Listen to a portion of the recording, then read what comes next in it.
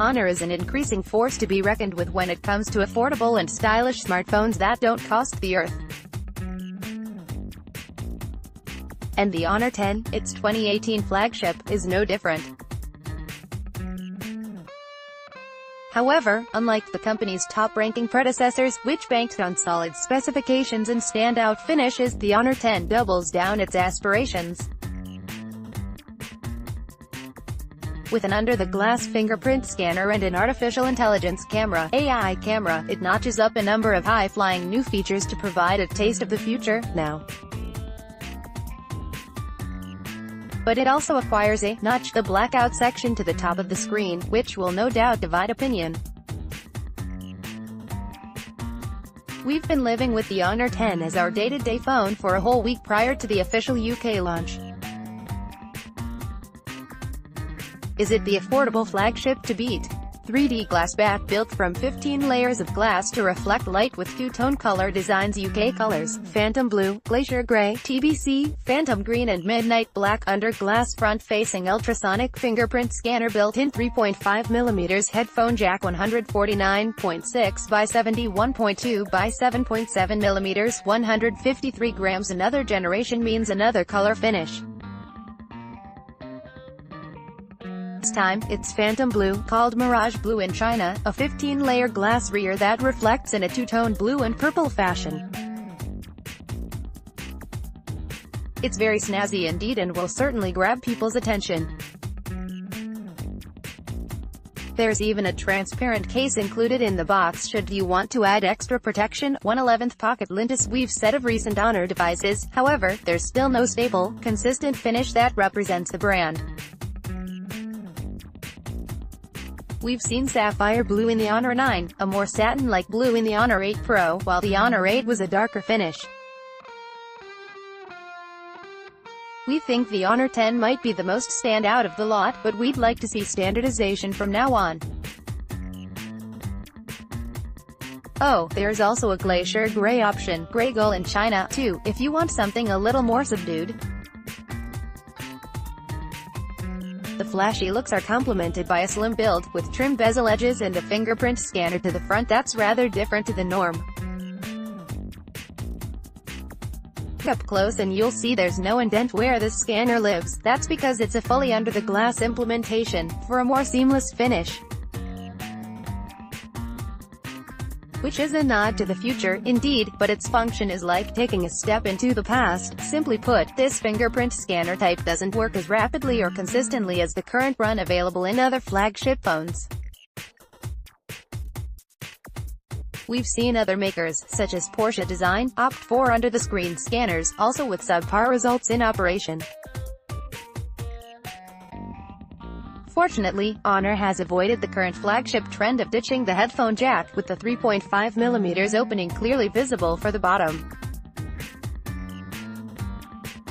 There's no water or dust-proofing IP designation though, but that's not a huge loss at this price point. 5.84-inch IPS LCD screen, Full HD resolution, 1080 by 2280 pixels, 19:9 aspect ratio, notch to top edge, can be software hidden. The Honor 10's slender design also embodies the elongated form factor that's an increasingly common sight in current flagship phones. The 5.84-inch screen might sound massive, but that's down to the 19:9 aspect ratio. Certainly larger than the Honor 9's 5.15-inch screen, but the 10 is still comfortable to use with just one hand. Honor 9 review: a mid-range marvel. The panel is an LCD, not OLED like its distant cousin, the Huawei P20 Pro. That's not a major problem, as the Honor's viewing angles are decent and colors pop when set in vivid mode. However, LCD does have one knock-on effect relative to the notch at the top of the screen.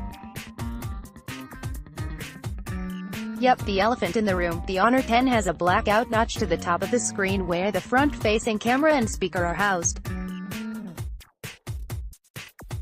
That cuts into the image, but can be hidden via the software by simply hiding the notch.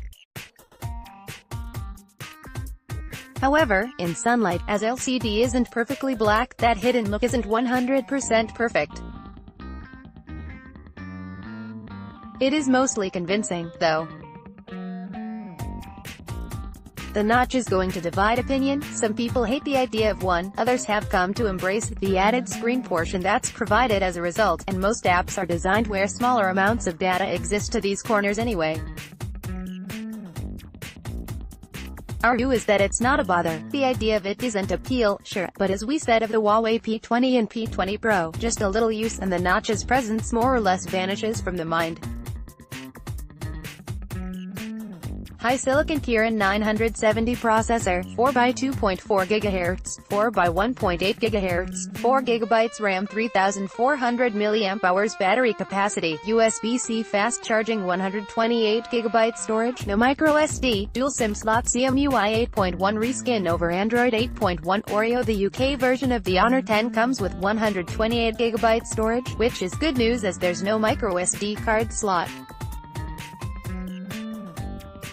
It is dual SIM, though, which is fairly unusual for a UK phone, and we'd prefer a microSD card really. Power-wise, the Honor is almost as powerful as the top-ranked Huawei phone of the minute, the P20 Pro. However, the Honor's use of 4GB RAM makes it the slightest bit different in use, with the occasional microsecond delay in starting an app by comparison. Nonetheless, for a sub-£400 phone, the Honor 10 performs 99% the flagship and is rather impressive.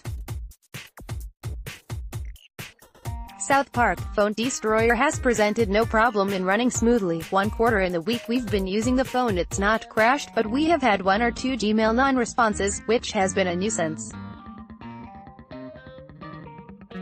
An oddity, too, as the EMUI 8.1 software is the very same as you'll find on equivalent Huawei phones, which is Honor's parent company. The software experience is otherwise largely like Google's Android, upon which EMUI runs, but with some additional quirks, some of which are useful. There's the notch control, the ability to change the display color temperature, control certain functions with knuckle-based touches, and more. The software also handles battery longevity, which we've found to be a little inconsistent in the Honor 10. The 3400 mAh cell on board is rather large, which is great, but for the first few days we weren't achieving the length of use per charge we were expecting. After a few days, however, and when selecting Smart Resolution, which auto-adjusts resolution depending on task, it settled down, translating to around 16 hours of use per charge. The batteries claims that it'll go for far longer.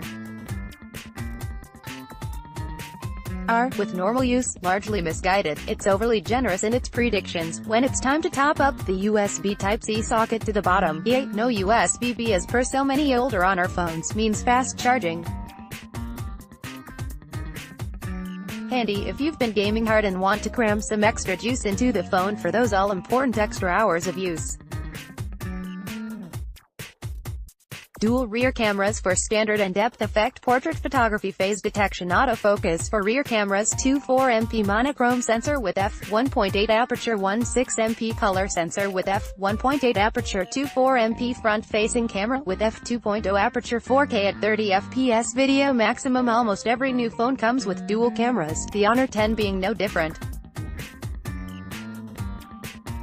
Like many other competitors, the two cameras work in harmony to derive depth data and produce an enhanced blurred background effect, in what's typically called portrait mode. It works okay here, just as it does elsewhere. On a small screen you might not spot the imperfect blurred edges, which are rather common, but it's rather fun when it works well. One of the biggest differences in the Honor setup is its use of one color and one black and white monochrome sensor, in the same manner as Huawei flagship phones. This might sound barmy, but the cleaner data from the mono sensor can be painted with the color imagery from the lower resolution sensor for detailed color images. It's rather clever. Having used the Huawei P20 Pro for some weeks and been blown away by its best-in-class images, it's worth noting that the Honor 10 can't quite live up to such heady heights. but its results are still rather good. And much of that comes down to what it calls AI camera, which, unnecessarily, is emblazoned on the rear of the phone in white text. The use of artificial intelligence is simple. The camera uses machine learning to corroborate what it's looking at through the lenses and can then change the scene accordingly. It might be a portrait, a landscape, a food photo, a pet photo, and so forth. The Honor 10's camera will tell you it's adjusting the mode by displaying a small symbol within the app. It's even possible to see the non-AI version of the image by simply hitting the software AI button within the app. Typically the AI images add extra saturation and contrast to give images that extra pop. This looks great for the most part, but can be overkill and cause exaggerated banding and textured image artifacts, such as in blue skies, for example. For the average user, though, this is a perfect compromise overall, as the adjustment of auto exposure and color will really aid in getting the best possible shots. 1/12 pocket lens. Sadly, the Honor 10 doesn't adopt the excellent night mode as found in the Huawei P20 Pro, which makes for handheld long exposures, nor is the Honor the perfect low-light companion. It's pretty good, though, with even shots taken in the dead of night by our holiday swimming pool, or at the dim-lit sushi bar chef counter, showing ample detail where it matters. It's only the really dark areas that show a lack of detail overall. All in all, the combined ease of use, automated features, and more if you want manual control, portrait mode and decent quality mark the Honor 10's camera as impressive at this price point. It doesn't quite match Huawei's P20 solution, but then it's a far more affordable handset. The Honor 10 offers heaps for its asking price, cementing its position as one of the best affordable flagship phones available, the likes of which ought to draw away some potential OnePlus 6 customers. That said, sometimes the Honor 10 bites off a little more than it can chew. The under-the-glass fingerprint scanner looks great and sounds like a futuristic proposition, but doesn't work as well as other current solutions. The presence of the notch on the screen will also divide opinion. And the battery life has been a little up and down in our week-long experience, but did eventually settle down. Where the Honor 10 gets things right, however, it gets them really right. For a sub-400-pound phone it looks fantastic, is a pleasure to use thanks to the elongated screen aspect ratio, there's heaps of power on board to make light of any task while the dual camera setup and AI camera make photography easy. Honor has been gaining traction in the affordable flagship space for good reason, and the Honor 10 represents exactly why. You'll struggle to find a better phone at this price. Sounds like it's your move. OnePlus Pocket Lint. With the launch of the OnePlus 6 imminent, Honor has strategically got there first. We're pointing to the slightly older, but still excellent 5T instead.